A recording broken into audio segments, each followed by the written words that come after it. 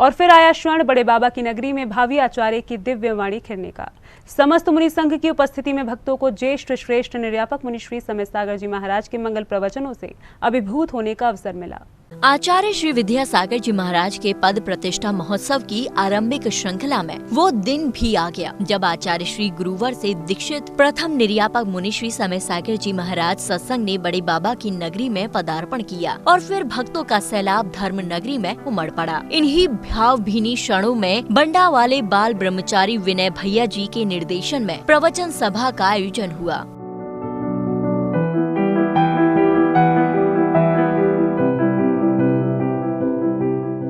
धर्म सभा की शुरुआत में ज्येष्ठ मुनिवर की अगवानी के बाद समस्त निर्यापक मुनि संघ ने ज्येष्ठ मुनिवर और भावी आचार्य का पाद प्रक्षालन किया। इस दौरान जैन परंपरा का शंखनाद हुआ।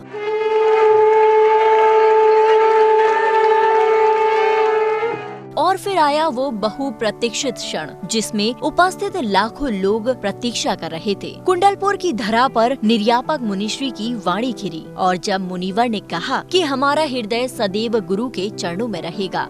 हमारा हृदय हमेशा गुरु के चरणों में रहे और जिस व्यक्ति के हृदय में प्रभु और गुरु विराजमान है उसके लिए कोई भी कठिनाई नहीं जागी,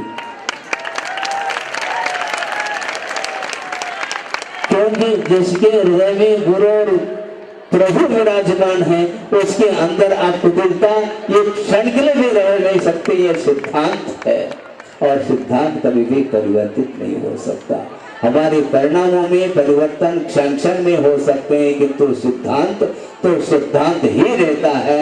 इसलिए वो सिद्धांत को प्राप्त करने के लिए सारा सारा ये पुरुषार्थ है, ये साधना है। इस साधना स्थली पर गुरुदेव ने कितने काल व्यतीत किए, 5 चतुर्मास हुए हैं। साथ ही मुनिवर ने कहा कि आचार्य श्री जहाँ जहाँ बैठते और जाते थे अभी भी वहाँ ऐसा लगता है कि गुरुवर वहाँ विराजमान है। यहाँ पर जगह जगह जहाँ कहीं भी वो बैठते थे वहाँ पर जाते हैं ऐसा लगता महसूस होता कि अभी भी वो अत्यंत लगता है।